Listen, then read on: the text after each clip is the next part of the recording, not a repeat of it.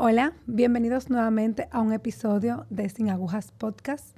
Como saben, todos los años en el mes de noviembre celebramos el mes de la familia.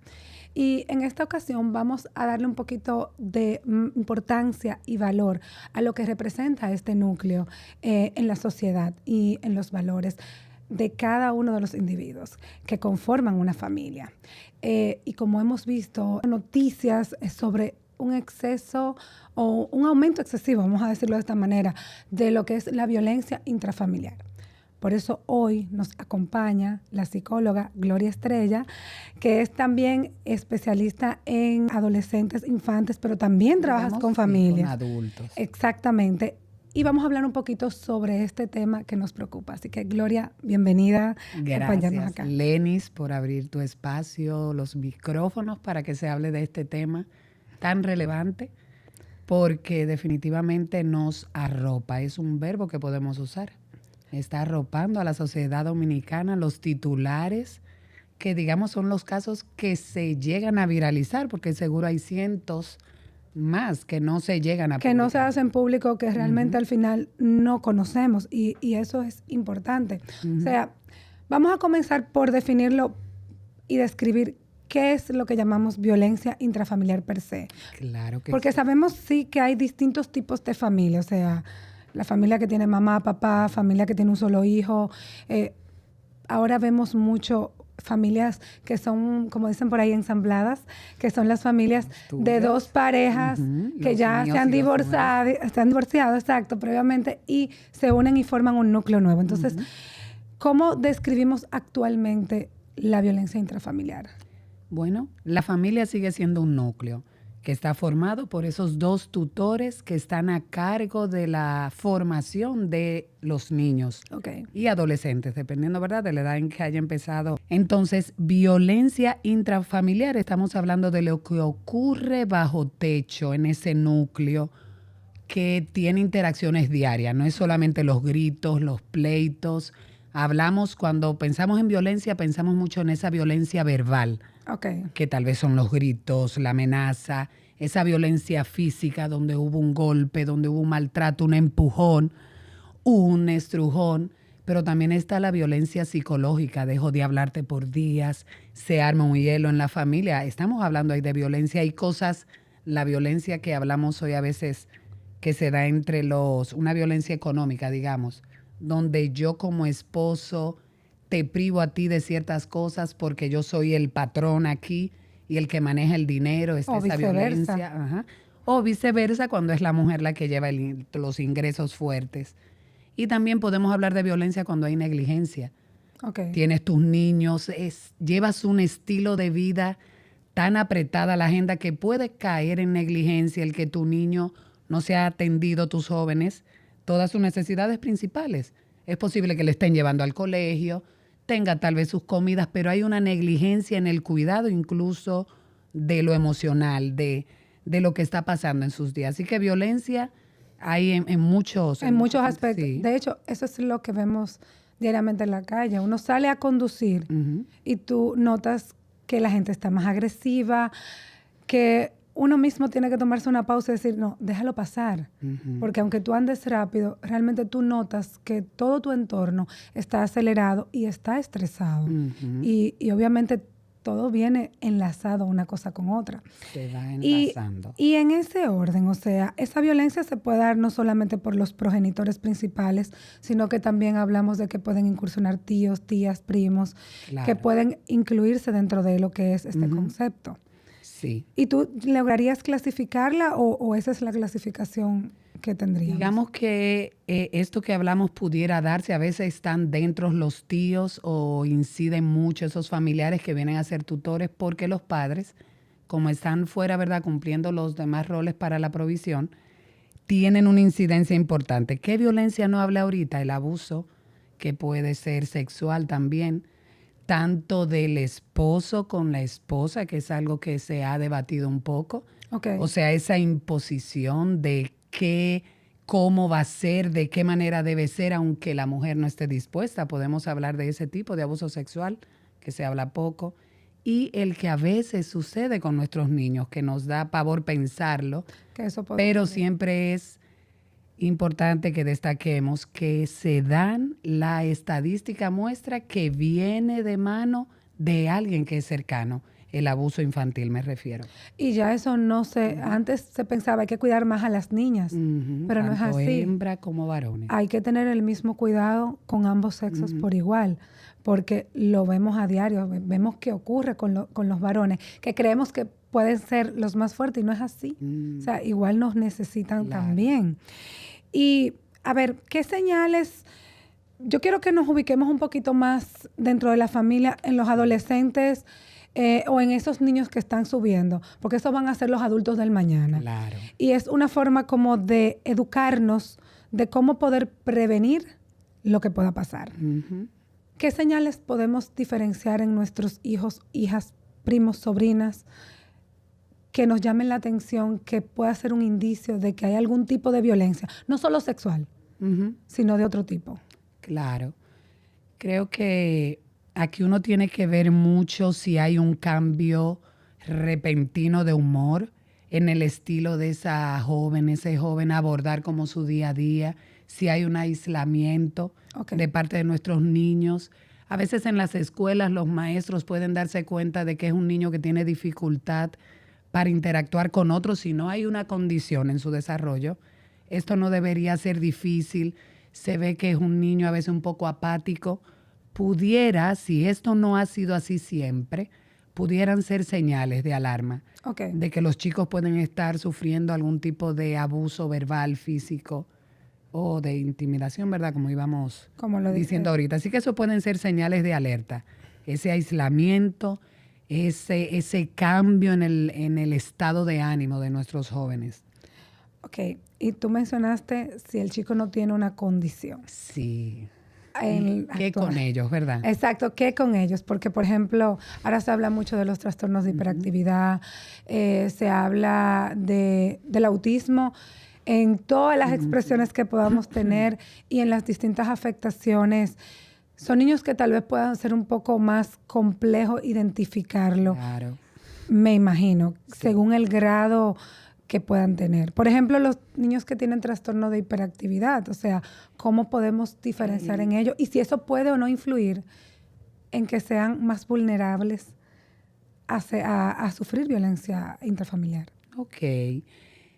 A ver, cuando pensamos en los niños con déficit de atención e hiperactividad, estamos hablando un chico de mucho movimiento, pobre control de sus impulsos, una pobre autorregulación de sus emociones y muchas veces se convierten en el chiquito que más problema te da o en el que más hace hablar a mamá o a papá o en el que más hay que llamar su atención en el aula.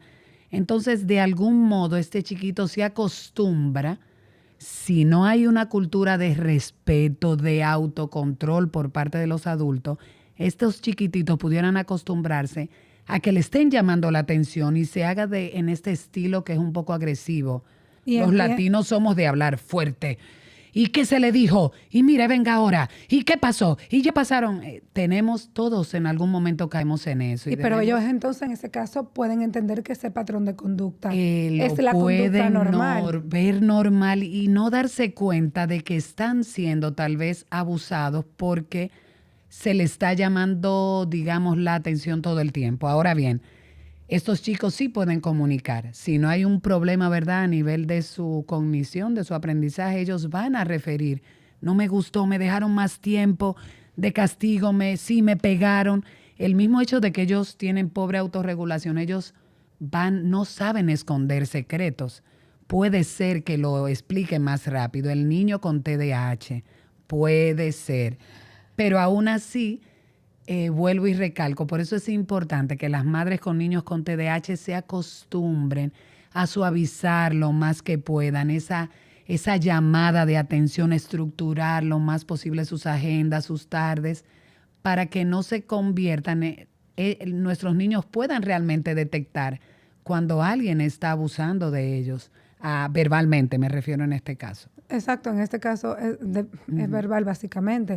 Sin embargo, creo que dentro de todos los espectros que pueda tener el autismo, creo que han habido casos que se han podido combinar, o sea... Sí, se combinan. Entonces, y ahí tenemos un caso más complejo en la familia. Porque entonces viene la parte de no poder, mientras el TDAH siente que es normal que le hablen así, que lo empujen, que lo traten, que le peguen, el niño con autismo no puede incluso diferenciar tal vez ese lenguaje implícito que hay, esa mirada, ese acercamiento que están teniendo más allá de los límites que corresponde. Entonces, en los niños dentro del espectro, por eso necesitan mucho más supervisión, sobre todo si su desarrollo personal no va, digamos, acorde con su edad. Que a veces podemos tener un jovencito alto de 14, pero su desarrollo emocional a veces puede ser de 5 o 6 años. En esos casos, realmente debemos ser muy conscientes de esto. Y los terapeutas, por ejemplo, que trabajan con ellos, tienen que hacer un esfuerzo doble en psicoeducar a sus chicos a poder interpretar ese lenguaje no verbal, que es correcto que me hablen así, cuando no es correcto, qué cosas pudieran ser abuso. Hay que hablarles de manera directa para que ellos puedan luego informar si esto está pasando. Exacto. Y eso, de hecho, es un criterio que todos debemos de observar, porque los niños se comportan con patrones totalmente distintos. Sí. Y más ahora que tienen tanto acceso a tecnología que nosotros en nuestra época nunca tuvimos. Entonces están conectados se pueden sentir aislados, incluso de sus propios círculos de amigos. Sí. Y ahí ya sí se afecta. Tú hablas el hecho de que al estar tan conectados ahora nuestros chicos, hay una pobreza en las habilidades sociales. Y eso me preocupa. No saben interactuar de manera natural, así que uno puede a veces pensar, pero este niño presenta como ciertos indicadores, pareciera que está dentro del autismo o no, a veces dentro de la escuela. Y sin embargo, fíjate que la mayoría de las familias, salen, vamos a ponernos todos ahí, salimos a comer, a cenar. Los niños están con sus dispositivos. Están con sus dispositivos. Entonces, ese ¿dónde lenguaje está vivo? Esa relación interpersonal en esa mesa? Y somos el núcleo. Entonces, si eso ocurre en mi núcleo, eso es lo que yo voy a llevarme fuera también. Me llevo fuera. Y es un poco más difícil porque son niños que sus habilidades sociales pudieran tal vez ser más vulnerables a otro tipo de abuso. Tú me corriges en ese caso, ¿no? Sí, realmente lo estás indicando cómo es. Y volviendo a esta parte del núcleo, cuando hablamos de violencia intrafamiliar, hay mucho modelado en la manera en que los adultos interactuamos con ellos como menores, con mi pareja, con mis padres, con mis hermanos. Todo eso va formando a nuestros niños de cómo nos manejamos cuando estamos con otro. Entonces, por eso es muy importante educarnos personalmente, volver esto como una meta personal, de lograr romper patrones que tal vez venimos arrastrando desde nuestra niñez. Porque la violencia hoy en día sabemos que detrás de ellos, cuando se analizan las estadísticas, se ve que eres tan violento como lo era tal vez tu padre contigo, o fuiste un niño abusado física o sexualmente. Y creo que me fui para algo. No, exacto. No. Ahí hay varias preguntas. Sí. Por ejemplo, podemos tener personalidades diferentes, o sea, y ya con más frecuencia, sí, en los colegios, en los centros educativos, vamos a ponerlo de esta manera, están manejando test para poder evaluar qué tipo de niños van teniendo. Pero colegios, ya tú sabes, de cierto nivel. Sí. Ojalá todas llegue nuestras escuelas. Exacto, llegue a todos los niveles. Sin embargo, o sea, vemos que tenemos niños que no controlan bien sus emociones, no las manejan.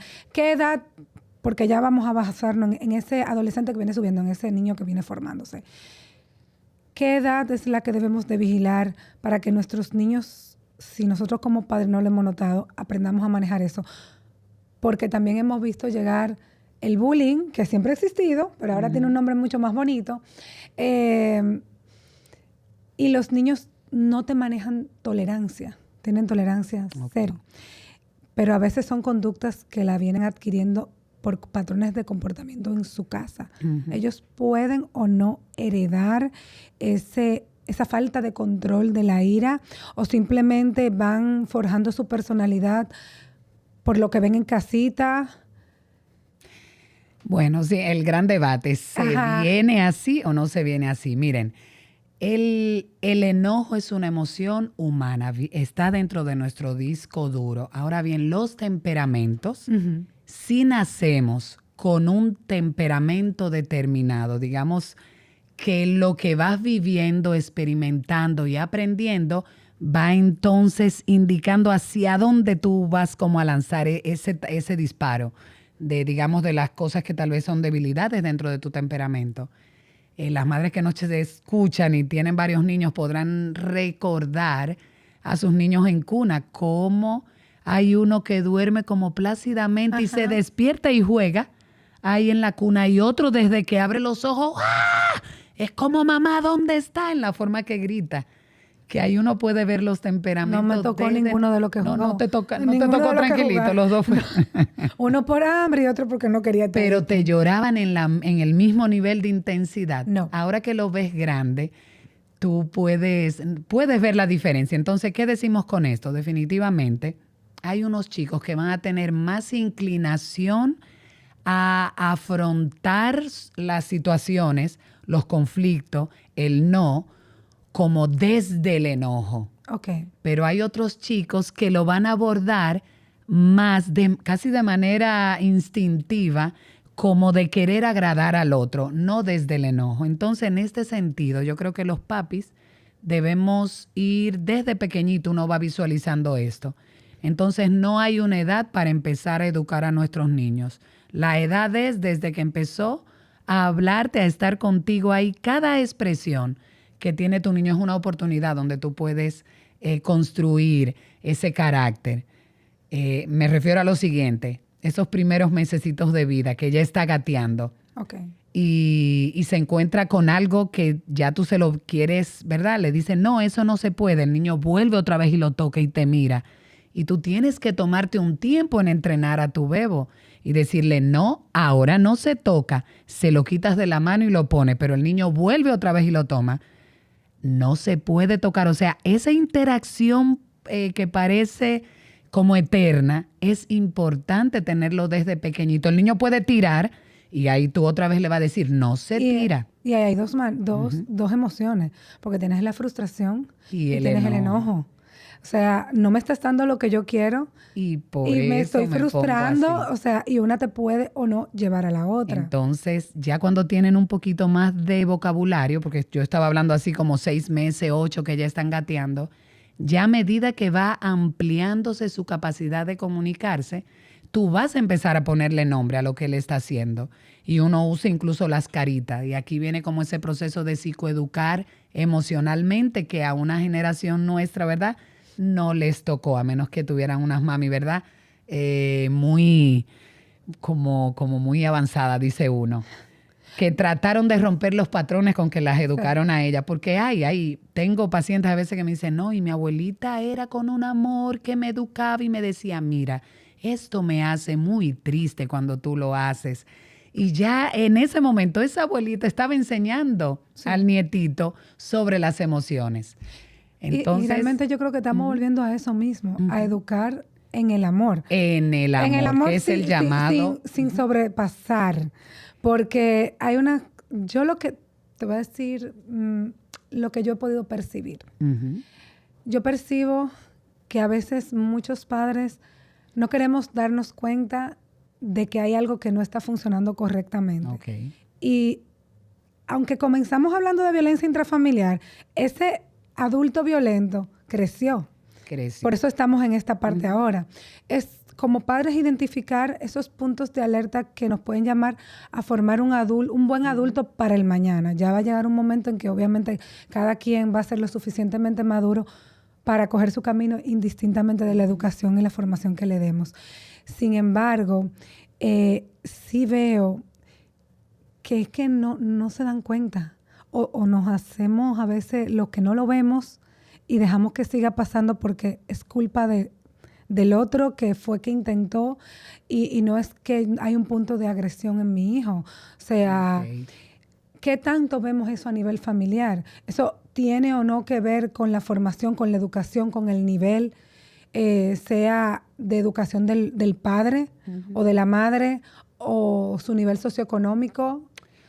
Porque esto yo lo veo a todos los niveles. Sí, y eso sí iba también a reconocer. El nivel socioeconómico definitivamente no podemos verlo como un factor de riesgo, porque no sé si tienes la oportunidad de conocer familias de pocos recursos económicos con un ambiente en el hogar donde prima la camaradería, el perdón, el respeto. Hay una cortesía y así mismo es cuando les corrigen. Así que va muy ligado al temperamento, a tu estilo de autoridad. Yo creo que eso es algo que uno puede identificar como padre. ¿Qué estilo de autoridad yo tengo? En este sentido yo pudiera hablar lo siguiente. Tú decías como el que deja pasar. Que yo veo a esto, como le llamamos, es un padre permisivo. Soy amable con mis hijos, pero no pongo límites. Esto puede ser un caldo para que crezca la violencia, porque mi niño con inclinación a la ira, como decíamos ahorita, mi joven, no va a responderte con esa amabilidad permisiva que tú tienes. Así que un estilo de autoridad donde soy permisivo, donde soy solamente amable pero no firme, hay problema.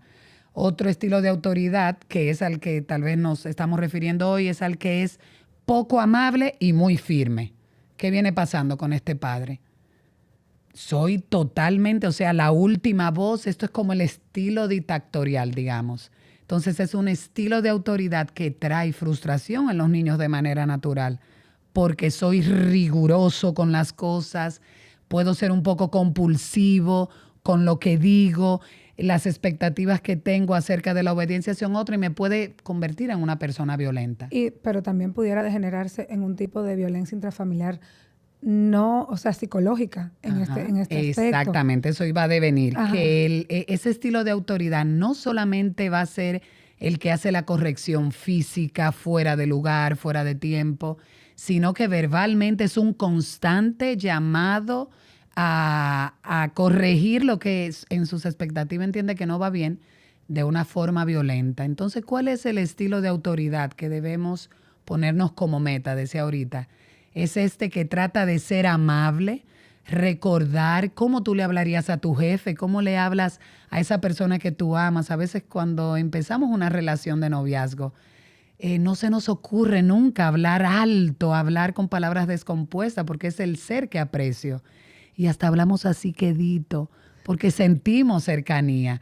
Sin embargo, la amabilidad la perdemos muchas veces con el que tenemos cercano. Entonces, ser amable y ser firme, tener límites claros, es la combinación perfecta para cultivar un modelo sano a mis hijos de cómo yo manejo los conflictos a través del diálogo, a través del consenso y a través de reglas claras, en el caso de nuestros niños pequeños, claras, que van a tener sus consecuencias directas, las naturales y otras que nos podemos poner de acuerdo. Y realmente nos podemos sorprender la capacidad que tienen nuestros hijos, todavía de edades pequeñas, de antes entender, del año.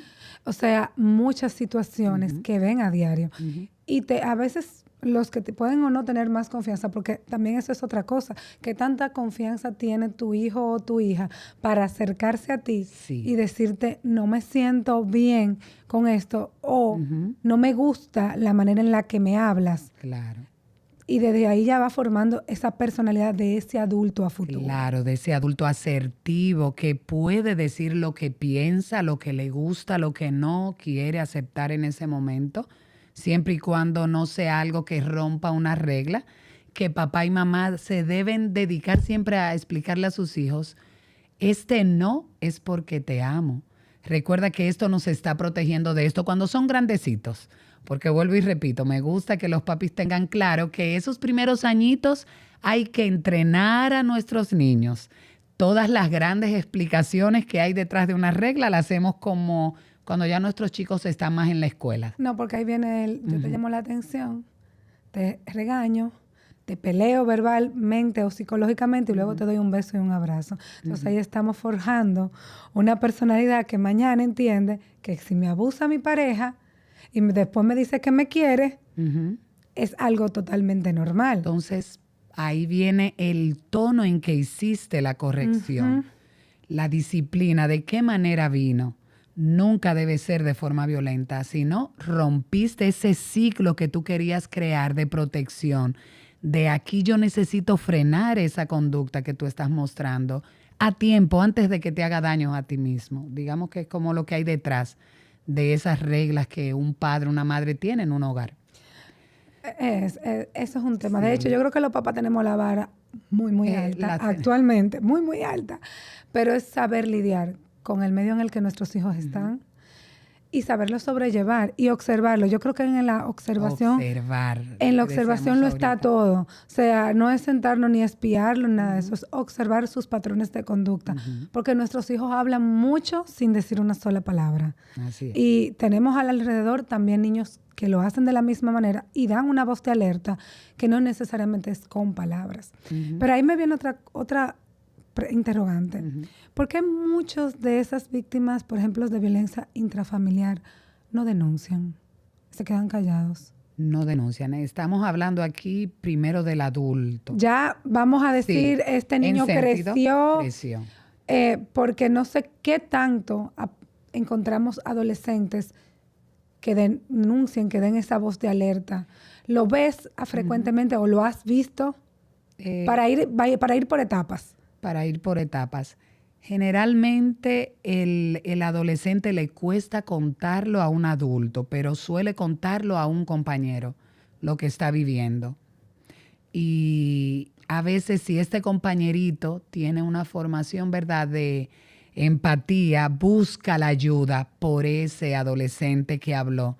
Por su amigo. Dijo sí, por su amigo que lo estaban tocando o que en su casa se le habló de tal forma, busca la ayuda.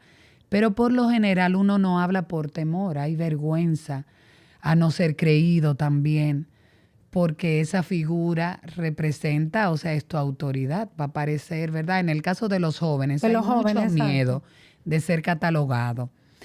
No hemos hablado de las mujeres. Para allá iba, o sea, si ya vámonos a la etapa adulta, en ese mismo renglón. Claro. ¿Qué pasa con las mujeres? Muchas mujeres sufren violencia intrafamiliar por parte de su pareja, sí, sea verbal o no verbal, y se quedan calladas. No, ¿por qué no buscan ayuda? ¿Por qué no denuncian? Sí, hay un perfil, se llama como el círculo de la violencia, donde tú apuestas a que esto va a mejorar. El perpetrador viene arrepentido, lo decimos entre comillas, y te hace promesas de que todo va a mejorar. Y esa personalidad que entiende que su rol es apaciguar, hacer que todo esto funcione, entonces cae sin saberlo en este ciclo repetitivo donde perdono, pero surge el conflicto y vuelve y se convierte en un volcán donde estalla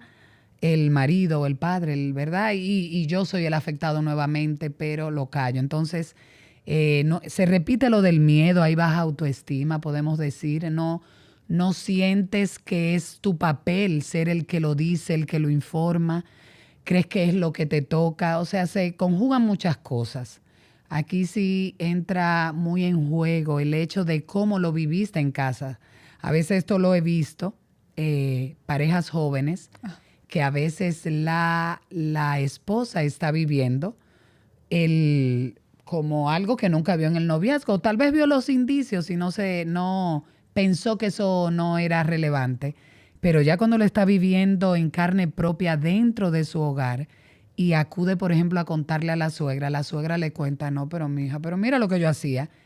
Y no sé si lo has escuchado esto, lo he escuchado una y otra vez. Entonces, sin querer, se naturalizó ese papel machista, debemos decirlo. Hay un machismo detrás de esto y mujeres que no lo vemos, que no lo ven y lo permiten. Entienden que ese es su rol, jugar ese papel de sobrellevar, de apaciguar. Entonces estamos hablando de que tenemos que saber también cuáles son los signos de que me están violentando a mí, como decíamos ahorita, ¿verdad? No es solamente ese golpe, ese aruñón, ese empujón, sino también esa violencia a nivel verbal, psicológico. Como mujeres, ¿cómo podemos identificar eso? ¿Cómo vemos qué tú nos dirías qué signo. Bueno, obviamente, si te dan un golpe, vas a tener un golpe. Claro, claro que eso sí. es algo que físicamente lo podemos notar todo.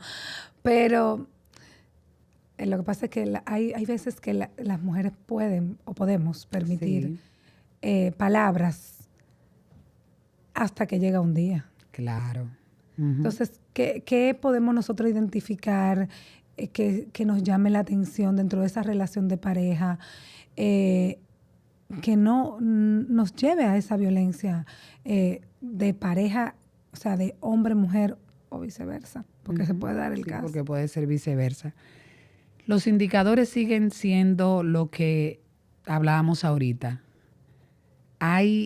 Pero en tu persona tú vas a percibir una inquietud. Después del conflicto, tú sientes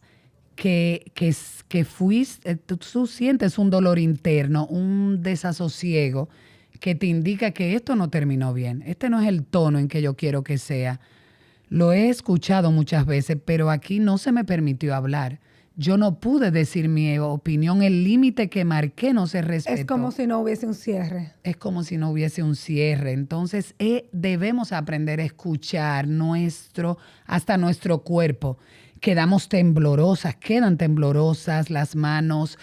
Tú te sientes afligida. Ese dolor no debe formar parte de las conversaciones que tú tengas o las diferencias que tengas con tu esposo. Ahí voy a lo siguiente.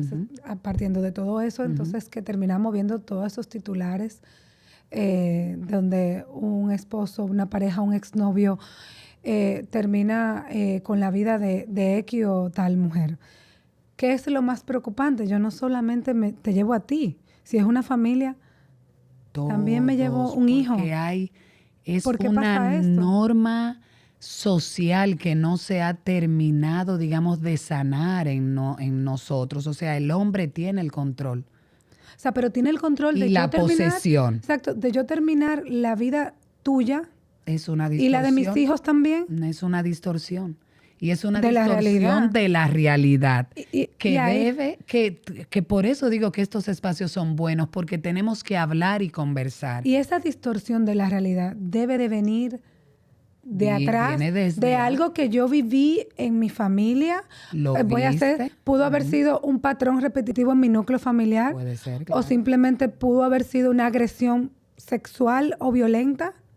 ¿Puede ser esa una de las causas? Pudo haber sido víctima, sí, es lo que te mencionaba. Las estadísticas muestran esto en el perfil de los perpetradores, así, del que es violento, tiene muchas carencias afectivas que le llevan a hacerse adulto sin las herramientas para llevar y manejar un conflicto. ¿Su abordaje cuál es?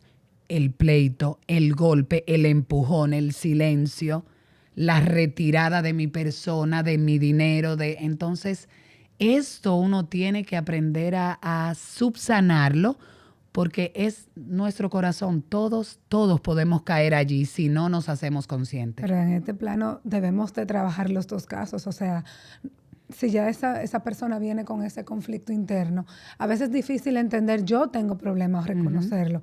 Pero la otra parte también, o sea, la educación debe ser tan amplia que me cumpla y me cubra los dos aspectos. O sea, cómo yo protejo a la víctima como al victimario. Y en la actualidad, creo que no es solo un hombre a una mujer. No, sino que se da contrario. Se da contrario y peor aún, se dan hacia los hijos solamente. ¿Por qué pasaría algo así? O sea, ¿por qué un progenitor terminaría la vida de uno de sus hijos? O sea, ¿qué factores pudieran pasar por ahí? Lo mismo, o sea... Sí, no es tan fácil decir que es A, B o C, pero definitivamente factores una de persona, riesgo. Sí, factores de riesgo. Aquí debemos hablar trastornos de personalidad no identificado. Puede haber en esta persona un trastorno límite de la personalidad. Ahí te hago una pregunta. Puede haber un trastorno psiquiátrico que pudo o no haber sido medicado en su etapa adolescente o de juventud y simplemente se haya abandonado.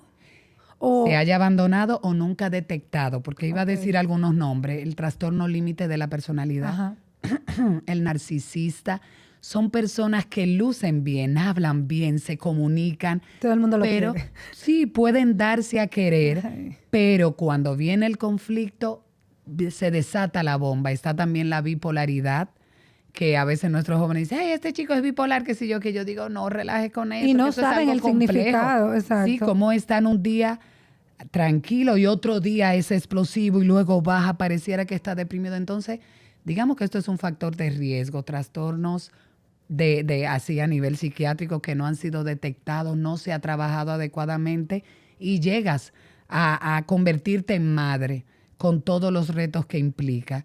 Está también, aquí sí yo puedo hablar de una pobre formación, pero a nivel humano.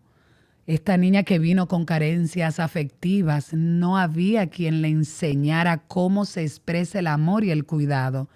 Realmente tener un niño que llora, un niño que la saca de su control, se convierte en algo que lo debe salir de él, porque es su manera de afrontar ese tipo de conflicto. Entonces se vuelve complejo. ¿Cómo una madre hace esto? Vamos a hablar de que realmente es una persona que hay una despersonalización en ella o pudo haber llegado a un nivel de desesperación que le llevó allí, pero igual es algo que no se trabajó, se acumuló. Hay una depresión no trabajada. Puede llevarte al punto de entender que esa es la vía para terminar con el problema. Entonces es complejo. Por eso hablamos mucho de que una de las del target ahora debe de ser invertir en salud mental. Sí. O sea, evaluar qué tan estables somos. Somos todos, porque hasta el día a día del estrés del que tengo que coger para acá, llevar al niño, tengo el trabajo, o sea, ya eso nos desestabiliza un poco. Y si no ocurre en el orden lógico que ya te has establecido y tu rutina se altera, tú también te alteras. Te altera. Y te alteras con tus hijos y eso va desencadenando, obviamente, una reacción en cadena. Por lo que mencionas, obviamente esa violencia intrafamiliar afecta mucho el autoestima, sí, o sea, de esos niños y adolescentes. Se convierte casi como una casa de terror. Es una película de terror vivirlo. Tal vez ellos no lo están, la violencia no es directamente hacia ellos, pero ver cómo papá o mamá se tratan se convierte en una escena muy difícil de sanar por sí solo. Así que algo importante que debemos recalcar de esto es que hay ayudas. Hay ayudas a nivel privado, pero en nuestro país se han creado patronatos. Ahí, o sea, ¿qué apoyo pueden tener esas víctimas? O sea, ¿cómo lo podemos ayudar? Pero desde los distintos niveles, o sea, si son niños. Yo diría aquí que los maestros pudieran ser unos veedores de esto primarios, los que pudieran ser los primeros en detectar, identificarlo y empezar a enseñarle a ese niñito que no le ha dicho nada, pero por los cambios en la conducta te va hablando de lo que hay en casa. Entonces los maestros pudieran ser unos primeros en ayudar, en referir a orientación del colegio, si tienen sus psicólogas. Y a nivel, ¿verdad? Nosotras las mujeres tenemos, no solamente están porque están como los estamentos legales.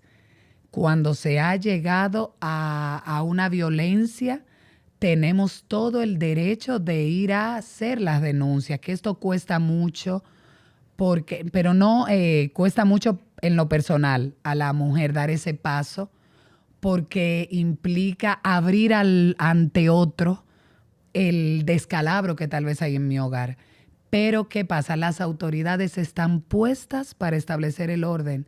Hay que buscar esas ayudas y la tenemos a nivel de los que son las fiscalías y demás, pero tenemos patronatos, por ejemplo, como el PACAM, de ayudas para mujeres que han sido maltratadas, que es una institución sin fines de lucro, donde una vez se puede acercarse y desde allí te pueden enseñar como el protocolo a seguir, sin tal vez tú llegar primero a la fiscalía. Pero me gustaría siempre hablar de esto. Hay casas de acogida también.